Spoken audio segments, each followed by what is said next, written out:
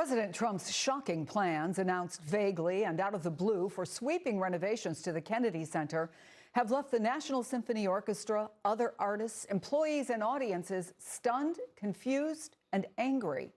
The world-renowned arts organization hosts hundreds of programs and 150 concerts every year. The Symphony has called the Kennedy Center home for nearly 55 years. One person familiar with the situation tells NBC News, quote, "No one knew this was coming. We had no idea. Keeping an orchestra going," this person continued, "is not something you can just turn on and off." I want to bring in musician and first ever artistic advisor to the National Symphony Orchestra, Ben Folds. He stepped down from the post last year when President Trump announced his takeover of the Kennedy Center. Thank you so much for being with us, Ben, and I'm sure you're still in touch with folks at the Kennedy Center. Does anybody have any idea what's going on? No, I mean, it's obviously not trying to elevate the arts. But no, I mean, that no one I knew that was coming. Yeah. So 2 years, he says, it's going to be closed down. The Kennedy Center had a major renovation just in 2019. So the president insists, though, that this building does need some serious work. Here's what he said. It's in very bad shape. It's run down. It's dilapidated. It's sort of dangerous. Things fall out of ceilings. You've seen it. I'm not ripping it down. I'll be using the steel. So we're using the structure. We're using some of the marble, and some of the marble comes down. But when it's open, it'll be brand new and really beautiful. It'll be at the highest level. You know this space better than most. Is it as bad as the president says it is? No, it was beautiful. Everything looked perfect to me. I was there for 10 years. I don't know. I think he's making that up. So it's set to close July 4th. What happens to all the employees? What happens to all the performances already scheduled for dates after that? Well, you'd have to plan on that, and that would have to be part of an overall plan, which obviously they didn't have. No one knows. That's up to leadership. So there's no leadership here. Just announcement on social media. You know, the Symphony Orchestra, the National Symphony Orchestra, was there, you know, before the Kennedy Center, and hopefully they can find a home. But, you know, I know in general it takes about a year and a half to even book a show.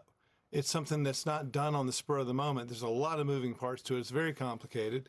Arts administration in general is very complicated, and the people who came in and took over didn't know anything about it. And this is what happens. They've not closed it because of renovations. It's just gone. What do you think is behind it? Well, I mean, initially it seemed, when I resigned, it seemed like it was just a kind of typical dictator, authoritarian sort of move to take over or kind of, you know, choke down the arts. That's their instinct. And you can see they rolled on to Jimmy Kimmel and Stephen Colbert after that. And, you know, that wasn't as successful as quickly for them. But there's no doubt that this is not about freedom of expression. It's the opposite. So I think it's very hard to control artists, you know, and so, you know, starting there and shutting down the arts where they can, which is very limited. It just is very sad, because this is a living monument that's a great gift to the United States. It's a beautiful place. The National Symphony Orchestra is our National Symphony Orchestra, and they're out in the cold now. So, yeah, you know, it's. I lived in D.C. for a while, worked at the White House, and I loved going there. There's something magical about the location. Did you see things falling out of the ceiling? I never, ever saw anything fall out of the ceiling. I actually thought, compared to some Broadway theaters, the seats were quite comfortable, but not to disparage Broadway. Love Broadway, go there a lot. But look, I think some critics have suggested that the real motivation here is that Donald Trump didn't expect what happened, which is a lot of artists canceled, right? And a lot of big-name artists canceled. Slow ticket sales.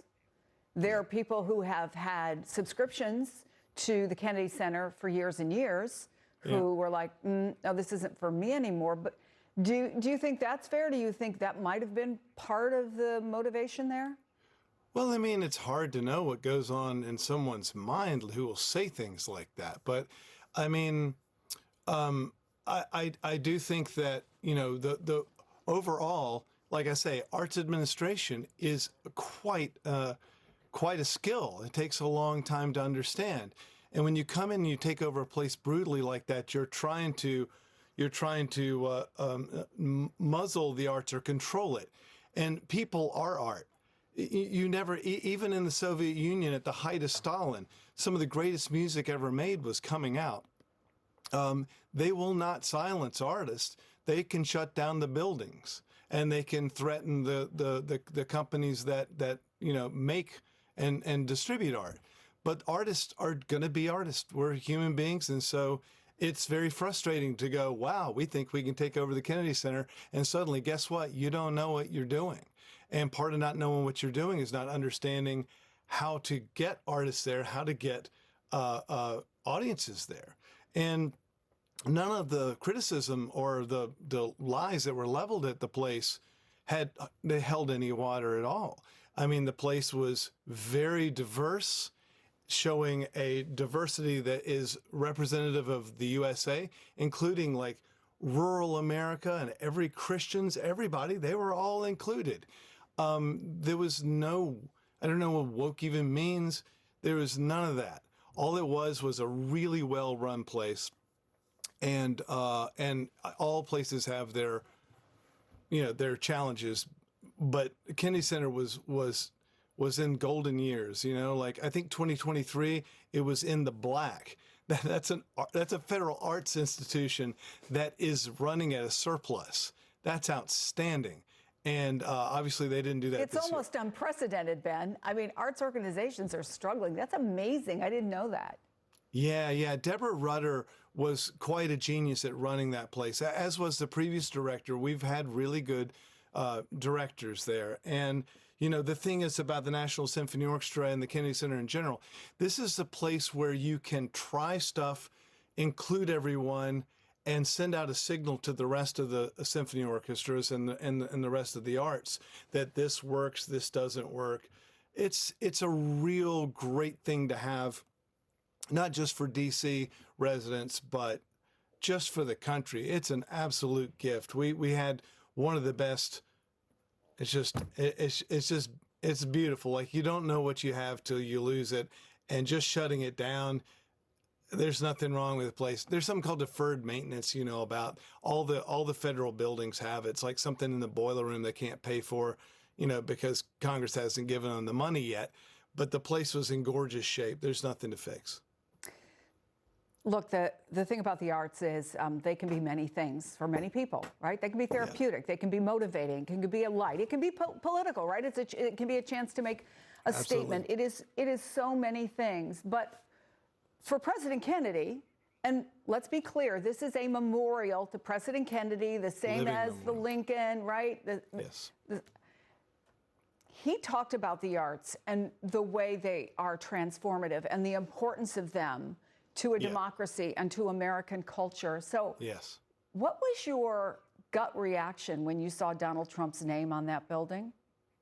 Oh, it's disgusting. I mean, the only thing I would say is at least it says what it is now, but it feels like it's being held hostage. I mean, I think it's important what you just said, that it's a living memorial, and it is not intended for profit. Every other venue in the country, it's not Madison Square Garden. Every other venue in the country does that. What this is it's elevating art in America, so that, you know, I think the idea, as I took it, the mission there is that the United States is trying to make it so that we're trying to make it so everyone has enough of what they need. But even if you're on the way to getting there and it's not working for you economically, you have the right to art and to be there and to see yourself up on stage. And art is communication.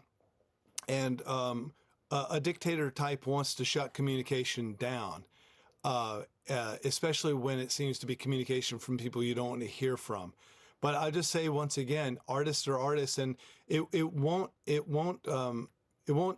damage art. It damages the commerce of art, and it damages who can get access to it. And but meanwhile, artists need to just be very honest in this period. We need to be very expressive and not worry about upsetting people right now. The artists are needed. But I do think about the audiences. I do think about the people for whom that is accessible, right? So let me finally ask you this, Ben. Yeah. This decision is supposed to be approved by the board, but Donald Trump has filled it with his supporters. So is there anything that you know of that can be done about this? No, I mean, I have to think that Congress can rein him in somewhat, but they've shown themselves to not be able to do that very often. But we keep hoping someone will save. I mean, if this is true, it's going to take it down to the steel. He's going to bomb it? Like, what is that? Why attack a living memorial like that? Do we have Congress? I mean, I shook hands with so many people backstage there in the government that, you know, love the shows. Their kids, they want their kids to have the arts. They revere the place. I don't know. I'm just a musician, and I don't even work there anymore, and I'm spending time here on TV. Can Congress do something? These people, I shook hands and said, yeah, yay, and we took pictures together. Can you do something? I mean, so, you know, yeah. I mean, who knows? I wish I did know. Ben Folds, I will say that rarely in one of our planning meetings for the next day is there as much excitement as there was about having you on the show. You have a lot of fans. Oh, thank you. In our little group of 25 people or so. And thank you for what you had to say and for your ongoing support, not just of your own career, but of the arts in general. Thank you. Can I just say to the orchestra and the security and the library and everyone there at the Kennedy Center that I haven't talked to, you know, you did amazing work, and I hope it comes back together. And I'm sorry, this is probably not good for your career and your jobs, but they're amazing, and they've done great things for us, and so I thank you. Ben Folds, thank you, and we'll be right back.